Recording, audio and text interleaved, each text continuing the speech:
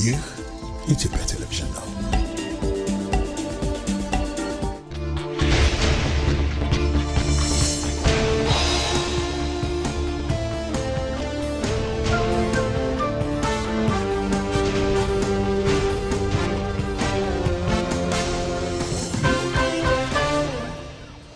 ጤና ይስጥልን። ሰላም በኢትዮጵያና በመላው ዓለም ያላችሁ ተከታታዮች እንደምን ቆያችሁ? አንድ ሰዓቱን የኢቲቪ ዜና 57 አዲስ አበባ ከሚገኘው ዋናው ስቱዲዮአችን ተመልሷል።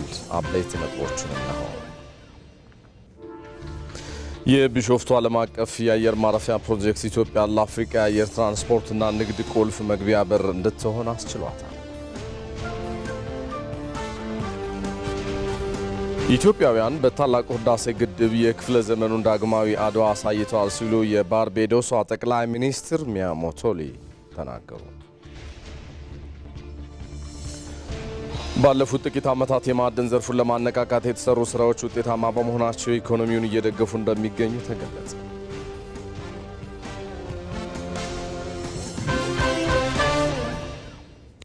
ሰለሞን ኃይለ ኢየሱስ ነኝ። አብራችሁን ዝለቁ። የዘንድሮው የፓርቲዎች የምርጫ ቅስቀሳ ጥር 1 ጀምሮ እንደሚካሄድ ስኬጁላቸው ያሳያልና ይፋዊ ቅስቀሳ ግን ብልጽግና አልጀመረም። ምንድነው ምክንያቱ?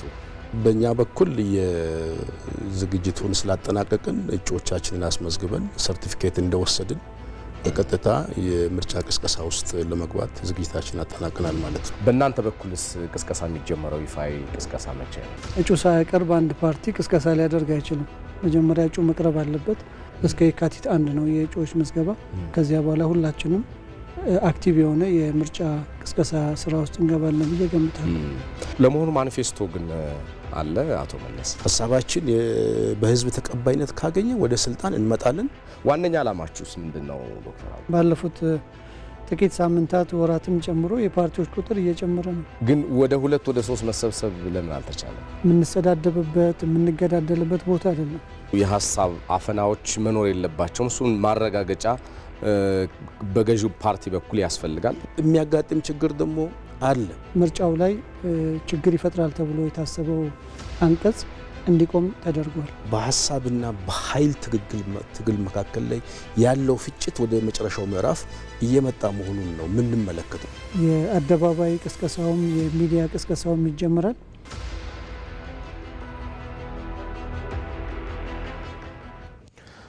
ቀዳሚ ሆኖ ዘገባ አሻገራለሁ። በ2018 የመጀመሪያዎቹ 2 ሩብ ዓመታት አጠቃላይ የስንዴ ምርት 126.69 ሚሊዮን ኩንታል ስለመድረሱ ጠቅላይ ሚኒስትር አብይ አህመድ ገለጹ።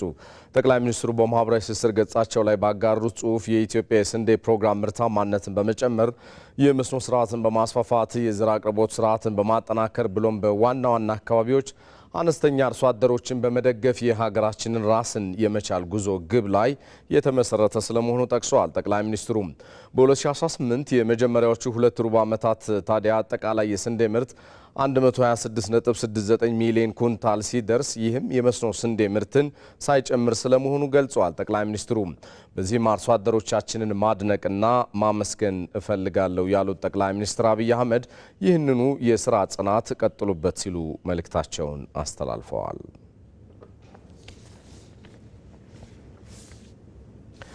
ኢትዮጵያውያን በታላቁ ህዳሴ ግድብ የክፍለ ዘመኑን ዳግማዊ አድዋ አሳይተዋል ሲሉ የባርቤዶስ ጠቅላይ ሚኒስትር ሚያ ሞቶሊ ተናገሩ።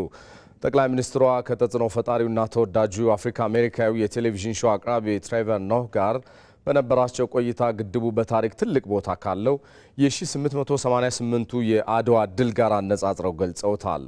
ትሬቨር ኖህ በውይይቱ ላይ እጅግ ያስገረመው ነጥብ ኢትዮጵያ ግድቡን የገነባችበት መንገድ ስለመሆኑም ገልጿል። ሀብታሙ ተክለስላሴ If they don't have a chair at the table for you, bring your folding chair. And that's what we've had to do. I like that. Bring our folding chair to the table. That's sort of what Ethiopia has just done. አድዋን አንስተው የማይጠግቡት የኢትዮጵያን የነጻነት ቀንዲልነት በየአጋጣሚው ማንሳት የማይታክታቸው የባርባዶስ ጠቅላይ ሚኒስትር ሚያ ሞቶሊ ዛሬ ደግሞ በመላው ዓለም ከፍተኛ ተመልካች ባለው ቀደም ሲል የዴይሊ ሾው አሁን ደግሞ ዓለም አቀፍ ጉዳዮችን የሚዳስስ ፖድካስት የሚያዘጋጀው አፍሪካ አሜሪካዊ ትሬቨር ኖህ በሚያዘጋጀው ፖድካስት ላይ ምስክርነታቸውን ደግመውታል። በደቡብ አፍሪካ የዘረኛው አፓርታይድ ስርዓት በነበረበት ወቅት ወንጀል ተብሎ በሚጠቀስ ግንኙነት የተወለደው ትሬቨር ኖህ እጅግ በተወደደው የሳቅና ስላቅ ሾው የዓለምን ፖለቲካ ዳስሷል። ከጠቅላይ ሚኒስትሯ ጋር በነበረው ቆይታ ግን ኢትዮጵያን ባድናቆት ህዳሴን በመደመም አንስቷል። ኢትዮጵያ ለረጅም ዓመታት በአባይ ውሃ ላይ ግድብ ለመስራት ስታስብ ቆይታለች። ከግብፅና ሌሎች የተፋሰሱ ሀገራት ጋር ከዘለቀችበት ውዝግብ ውጭ አብዛኛው የተሳካ እንደሆነ ይገባኛል። ግን ኢትዮጵያውያን የሰሩት እንደ አብዮት የሚታይ ነው። ራስን መቻል እንዴት ይመጣል? የዓለም ስርዓት ሀብታም ሀገራት ባይተባበሩ ምን ይደረግ ነበር ጭብጦ። ትሬቨር ኖህ ካስደመመው ጀመረ። ኢትዮጵያን አነሳ። የአድዋ መንፈስ የተጋባባቸው ያህል ቆፍጠን ብለው ስለ ነጻነት መናገር የሚቀናቸው ኢትዮጵያን ምሳሌ ማድረግ የሚመርጡት መሪ ቀጠሉ። ደግሞስ ህዳሴ ሲመረቅ በጉባ ተራሮች ስር አልነበሩ? ድሆች በሚንበረከኩባት አይችሉም በሚነገርባት ዓለም እንደ ትላንቱ ቁንጮ ድል ሌላ አድዋ ሰርተዋል አሉ። ትሬቨር ኖህ መደመሙን እየተጋራ ያዳምጣል። The biggest problem in Africa is that when the world is talking about technology, አፍሪካ ውስጥ ትልቁ ችግር ዓለም ስለ ቴክኖሎጂው ሲያወራ ከ1.4 ቢሊዮን ህዝብ ውስጥ 6 ሚሊዮን የሚሆነው ኤሌክትሪክ ኃይል የለውም። የዓለም ባንክ ደግሞ ይህንን ለመደገፍ በቂ አቅም ነበረው። ግድቡን ለታዳሽ ኃይል ነው የሚጠቀሙበት። እንዴት የግድቡን ወጪ እንደሸፈኑ ነው የሚያስደንቀው። የሚያስደንቀው ታሪክ ግን ኢትዮጵያውያን የሰሩት እንደ አብዮት የሚታይ ነው። and the bank's international community refused to fund it. ዓለም አቀፍ አበዳሪዎች አናበድርም አሉ በተለያየ ምክንያት። ከዚያ ኢትዮጵያውያን ወደ ራሳቸው ተመለሱ። ተራው ዜጋ ቦንድ እየገዛ ያለውን እየሰጠ ገነባው። እኔ ለጠቅላይ ሚኒስትሩም ነግሬያቸዋለሁ። ይህ የ21ኛው ክፍለ ዘመን አድዋ ነው። To Abiy I said, look, you know that this is the 21st century Adwa. ጠቅላይ ሚኒስትሯ ፊት ለፊታቸው ቆምኩት በአድዋ ድል መንፈስ ነው። ድሉ የአውሮፓ ሀያላን መንግስታትን ያናወጠና ያስደነገጠ፣ አፍሪካና የአፍሪካ ልጆችን ደግሞ ያነቃቃ ነው ደጋግመው ሲሉ የሚደመጡ፣ አድዋ በጨለማ ላይ ድል እንደተቀዳጀ ብርሃን የሚመለከቱት፣ ይህው መንፈስ ያሰባስበን አንድ ሆነን እንዝለቅ የሚል ጥሪን የሚያስተጋቡ ናቸው። ከትሬቨር ኖህ ጋር በነበራቸው ቆይታም ይህንኑ አንስተዋል። Adwa is what led to the beginning of the Pan-African movement. አድዋ ፓን አፍሪካ እንዲጀመር መነሻ የሆነ ነው። በአዲስ አበባ ድሉን በሚዘክር ሙዚየም ውስጥ የኒውዮርክ ታይምስ ዘገባዎችን ታገኛለህ። እች ትንሽ ሀገር ለነገሩ ከጣሊያንም ትበልጣለች። ታላቆችን ጣሊያኖች አሸነፈች የሚል ጽሑፍ ታገኛለህ። ይህ የጥቁር ሕዝቦች ከነበረባቸው የዘመናት ጭቆና መላቀቅ፣ ማሸነፍ ይችላሉ የሚለውን ስሜት የፈጠረ ነው። ጠቅላይ ሚኒስትር ሚያ ሞትሊ የዓለም ኢፍትሐዊነት ሲበረታ በጠረጴዛው ዙሪያ ወንበር ካልሰጡ የራስህን የሚታጠፍ ወንበር ይዘህ መምጣት አለብህ የሚል አቋማቸውን በቆይታቸው አንጸባርቀዋል። ያኔ ራስህን ችለህ ትቆማለህ፣ ትደራደራለህም ነው ነገሩ። ይህ በቆራጥነት የሚፈጸም በአንድነት የሚከወን መሆኑን በጉልህ አስቀምጠዋል። እርግጥ ነው ጊዜ ሊወስድ ይችላል። በመደመር ጸንታ ቆማ ኢትዮጵያ በተከለከለው ጠረጴዛ ዙሪያ የራሷን ወንበር ይዛ በኩራት ተከስታለች። This engineering feat is the biggest dam in Africa. It's like 2 kilometers wide, 550 feet high. ግድቡ በአፍሪካ ትልቁ ነው። በጣም ትልቅ ነው። 2 ኪሎ ሜትር ስፋት፣ 150 ሜትር ከፍታ ያለው ነው። ለማመን ማየት ይኖርብሃል። እኔ እንደዛ አይነት ግዝፈት አላየውም። ዓለም አይችሉም ሲል ፈጸሙት።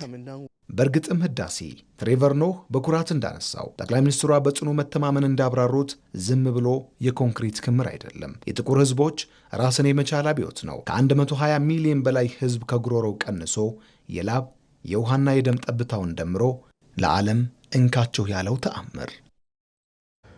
የቢሾፍቱ ዓለም አቀፍ አየር ማረፊያ ፕሮጀክት ኢትዮጵያ ለአፍሪካ የአየር ትራንስፖርትና ንግድ ቁልፍ በር እንድትሆን አስችሏታል። ፕሮጀክቱ ከኢትዮጵያ ሀገራዊ የኢኮኖሚ ሪፎርም፣ የኢንዱስትሪ ማስፋፊያ አጀንዳና ከረዥም ዘመን የአቪዬሽን ስትራቴጂ ጋር የተናበበም ነው። ባልደረባችን ቶማስ ኃይሉ በጉዳዩ ዙሪያ ተከታዩን ይዟል። እስኪ በግዙፍነቱ መነጋገሪያ እየሆነ ስላለው የቢሾፍቱ ዓለም አቀፍ አየር ማረፊያ ፕሮጀክት አንዳንድ ነገሮችን እንበል። የኢትዮጵያ አየር መንገድ በቢሾፍቱ አቅራቢያ አቡሴራ በተባለ አካባቢ ዓለም አቀፍ አውሮፕላን ማረፊያ ለመገንባት ጥር 2 2018 ዓ.ም የመሰረት ድንጋይ ማስቀመጡ ይታወሳል። የግዙፍ አውሮፕላን ማረፊያ 3500 ሄክታር መሬት ላይ የሚያርፍ ነው። የኢትዮጵያ አየር መንገድ ከጊዜ ወደ ጊዜ መዳረሻዎቹን እያሰፋ እንዲሁም ደግሞ አውሮፕላን ቁጥሮቹን እየጨመረ በሄደ ቁጥር አዲስ አበባ የሚገኘው ቦሌ ዓለም አቀፍ አየር ማረፊያ በዓመት 25 ሚሊዮን ተጓዦችን ማስተናገድ ላይ ደርሷል።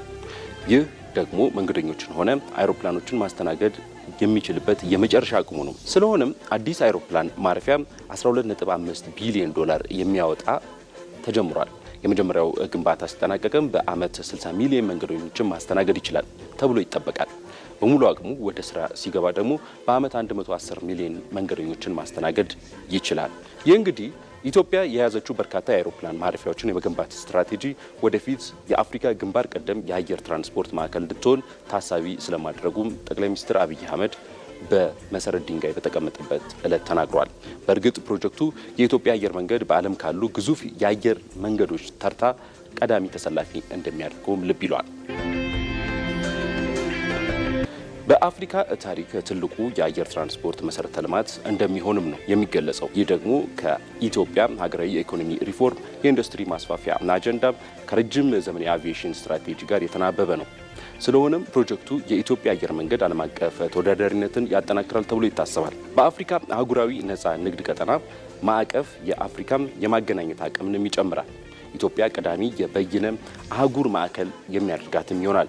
ይህ ደግሞ ኢትዮጵያ ለአፍሪካ አየር ትራንስፖርትና የንግዱ ቁልፍ መግቢያ በር እንድትሆን ያስችላታል። ፕሮጀክቱ ለኢትዮጵያ የቱሪዝም እንቅስቃሴ አዳዲስ ምዕራፍ የሚከፍትም የኢኮኖሚ ሞተር ይሆናል ተብሎም ይጠበቃል። የቱሪዝሙን ዘርፍ በከፍተኛ ሁኔታ በማነቃቃት ኢትዮጵያ በአፍሪካ ቀዳሚ የቱሪስት መዳረሻ ለማድረግ ትልቅ እድሎችን ይዞ ይመጣል። በኢትዮጵያ በተለያዩ ቦታዎች አዳዲስ እየተገነቡና እየተገነቡ ካሉ የቱሪስት መዳረሻዎችና አዲስ አበባ የዲፕሎማቲክ መዲና ከመሆኗ ጋር ተዳምሮ የኮንፈረንስ ቱሪዝምን ማሳደግ ኢትዮጵያ የዓለም አቀፍ ስብሰባዎች ማዕከልነቷን እንድታጠናክርም ይረዳታል። ፕሮጀክቱ ከቢሾፍቱ ባለፈ ሌሎች የሀገሪቱ ክፍሎች ፈጣን ትስስርን የሚፈጥር ቱሪስቶችም ወደ ተለያዩ የቱሪዝም መዳረሻዎች እንዲጓዙም ያደርጋል። በተለይ ሆቴሎችና ሬስቶራንቶች፣ የትራንስፖርት አገልግሎት ሰጪዎች፣ የቀረጥ ነፃ ሱቆች ተጠቃሚነታቸውንም ያረጋግጣል። በዛው ልክም በቱሪስቶች ቆይታ ልክ የውጭ ምንዛሬ ግኝትም ያሳድጋል። አይሮፕላን ማረፊያው ኢትዮጵያ ከዓለም አቀፍ ገበያ ጋር በከፍተኛ ፍጥነት በማገናኘት የአፍሪካ የንግድ ስብሰባዎችና የኢንቨስትመንት ማዕከልም ያደርጋታል። ይህ ደግሞ ቀጥታ የንግድ ግንኙነት ከዓለም አቀፍ ነጋዴዎች እንዲሁም ባለሀብቶች ጋር በመፍጠር ያለ እንግልት በቀጥታ ወደ ኢንዱስትሪ መንደሮች እንዲደርሱም ያደርጋል። ፕሮጀክቱ ለላኪዎች ሰፊ አገልግሎት የሚሰጥ ይሆናል። በተለይ ቢሾፍቱ ለአበባና አትክልት ምርቶች የተመቸች መሆኗን ተከትሎ ምርቶቹ ከማሳ እንደወጡ በጥቂት ደቂቃዎች ውስጥ አውሮፕላን ማረፊያ መድረስ ይችላሉ። ይህ የምርት ጥራትን እንዲሁም ደግሞ ትኩስነትን ሳይቀንስ ለዓለም አቀፍ ገበያ ለማቅረብም ወሳኝ ይሆናል። አይሮፕላን ማረፊያው ከአዲስ አበባ ጅቡቲ የባቡር መስመርና ከፈጣን መንገዶች ጋር በመገናኘቱ እቃዎችን ከባቡር ወደ አውሮፕላን ለማዛወር የሚጠፋውን ጊዜና ገንዘብም በእጅጉ ይቆጥባል እንዲሁም ይቀንሳል። እዚህ ጋር ፕሮጀክቱን ተከትሎ አዲስ የሚፈጠሩ መሰረተ ልማቶች የካርጎ አቅምን ታሳቢ የሚያደርጉ መሆናቸው ለማክሮ ኢኮኖሚው ማሻሻል እንዲሁም ለሀገራዊ እድገት የሚኖረው አዎንታዊ ሚና ከፍተኛ ነው። በግንባታ ዘርፍ ደግሞ ፕሮጀክቱ ከተጀመረ ቀን አንስቶ እስኪጠናቀቅ ድረስ ከፍተኛ የሰው ኃይል የሚፈልግ በሺዎች የሚቆጠሩ ቋሚና ጊዜያዊ የስራ ዕድልን በመፍጠር እንዲሁም ለግንባታ እቃ አቅራቢዎች ሳይቀር ጥቅሙ የጎላ መሆኑ ፕሮጀክቱ በስራ ዕድል ፈጠራም ቢሆን ትልቅ አንድምታ ይኖረዋል። እንግዲህ እነዚህን እውነታዎች ስንደምራቸው ፕሮጀክቱ ከኢትዮጵያውያን አልፎ ለአፍሪካውያን ትስስር በማጠናከር ጭምር የአፍሪካ ህብረት የተዋሃደችና የተሳሰረች አፍሪካን እውን ማድረግ በሚል የያዘውን ራዕይ እንዲሳካም ትልቅ አቅም የሚፈጥር ይሆናል። ዜናዎቻችን እንደቀጠሉ ናቸው። በኢትዮጵያ ሰላማዊና ዲሞክራሲያዊ ምርጫ ለማካሄድ ወጣቱ የድርሻውን እንዲወጣ የኦሮሚያ ወጣቶችና ስፖርት ቢሮ ጠየቀ። የሲቪል ማህበራት ምርጫ ቦርድ የሚያወጣቸውን ህጎች የማሳወቅ ስራ እንዲሰሩ አሳስበዋል። ፍሬህይወት ረታ ከጥቂት ወራት በኋላ ኢትዮጵያ 7ኛውን ጠቅላላ ምርጫ ታካሂዳለች። በዚህም በርካታ ወጣቶች የሚሳተፉበት እንደሚሆን ይጠበቃል። ምርጫው ሰላማዊና ዲሞክራሲያዊ ምርጫ እንዲሆን ወጣቱ የሚናውን ሊወጣ ይገባል ሲሉ የኦሮሚያ ወጣቶችና ስፖርት ቢሮ ኃላፊ ሮዛ ቢያ ይናገራሉ። ወጣቶች ለሰላማዊነቱ ከማንም የህብረተሰብ ክፍል በበለጠ መስራት አለባቸው። ይሄ ሀገር የወጣቶች ነው። ከምርጫ በኋላ የሚመጣው አካል ይሄንኑ አካል ይሄ ሀገር ቢበላሽ መሰረተ ልማቶች ቢበላሹ መጀመሪያ የሚጎዳው ወጣቱ ነው። ለራሱም ሲል ለሚወዳት ሀገርም ሲል ነገ ሊኖርባት የሚፈልጋትን ሀገር ለመፍጠር ከፈለገ ለሰላማዊነቱ ዘብ መቆም አለበት እላለሁ። ሲቪል ማህበራትም ለወጣቱ የግንዛቤ ማስጨበጫ ስራዎችን ሊሰራ እንደሚገባ ነው ኃላፊዋ የገለጹት። ምርጫው ሰላማዊ እንዲሆን ከመጀመሪያ ጀምሮ መሳተፍ መቻል ይኖርባቸዋል። የምርጫ ምዝገባ ወቅት በአግባቡ መመዝገብ፣ የመምረጥ እድሉን ማግኘት መጀመሪያ ይኖርባቸዋል። መንገድ የማሳየት ምርጫ ቦርድ የሚያወጣቸውን ህጎች የማስተማር በዛ ህግ መሰረት ብቻ እንዲሄዱ የማድረግ የሲቪክ ማህበራት ድርሻ ነው ብዬ ነው ማስበው። ይሄን በአግባቡ መወጣት አለባቸው። የመምረጥ ህገ መንግስታዊ መብታችንን ተጠቅመን ልንመርጥና ውጤቱንም በሰለጠነ መንገድ ለመቀበል ዝግጁ መሆን ይኖርብናል የሚሉት ደግሞ የኦሮሚያ ወጣቶች ማህበር አባላት ናቸው። ምርጫ ውስጥ ካልተሳተፈ ነገ አንድ ስህተት ተፈጥሯል ብሎ መጠየቅ አይችልም። ምክንያቱም ኮንትራት የለውም፣ ውል ስለሌለው ማለት ነው። ስለዚህ ወጣቱ ንቁ ተሳትፎ ማድረግ እንዲችል፣ በሌላ በኩል ደግሞ የምርጫውን ውጤት መቀበል ነው። የምርጫውን ውጤት መቀበል መቻል አለብን ማለት ነው። የምርጫውን እውነታ እና ፍትሃዊነቱን መከታተልና እውነታውን መቀበል ነው። ይህ ምርጫ ፍትሃዊና ዲሞክራሲ እንዲሆን የሁላችንም ሚና ይጠይቃል። እናሳካለን የሚል ተስፋ አለኝ። የኦሮሚያ ወጣቶች ማህበር የወጣቶች ተሳትፎ ለሰላማዊና ፍትሃዊ ምርጫ በሚል መሪ ቃል የንቅናቄ ማስጀመሪያ ፕሮግራም በአዳማ አካሂዷል። ብሔራዊ የግብርና ሜካናይዜሽንና የከተማ ግብርና ልማት ስትራቴጂዎች ስራ ማስጀመሪያ መርሃ ግብር በአዳማ ተካሄደ። የከተማ ግብርና አውደ ርዕይን በአዳማ ከተማ በመክፈት ያስጀመሩት የግብርና ሚኒስትሩ የግብርና ምርምር ውጤቶችና የሜካናይዜሽን ግብዓቶችና ሞዴል የግብርና ውጤቶች የቀረቡበት ነው። የግብርና ሚኒስትሩ አዲሱ አረጋ እንደገለጹት የመደመር መንግስት የግብርና ትራንስፎርሜሽን ዋነኛ አጀንዳው አድርጎ እየሰራ ነው ብለዋል። ገቢ ምርቶች በሀገር ውስጥ አምርቶ መተካት፣ ለውጭ ገበያ የሚያቀርቡ ምርቶች በብዛት በማምረት የውጭ ምንዛሬ ግኝትን ማሳደግ የሚሉ ቁልፍ ሀገራዊ ግቦች በግብርናው ዘርፍ የተቀመጡ ስለመሆናቸው ሚኒስትሩ አብራርተዋል። በዚህ ወቅት የግብርና ትራንስፎርሜሽን እንደ ሀገር ለማረጋገጥ ታዲያ ወደ መካናይዜሽን መሸጋገር አንዱ ዓላማ ተደርጎ ሊወሰድ ይገባል ብለዋል። የከተማ ግብርና የምግብ ሉዓላዊነትን በማረጋገጥ ቁልፍ ሚና እንዳለው የተናገሩት ሚኒስትሩ ሰፊ አቅም ስለመኖሩም አብራርተዋል።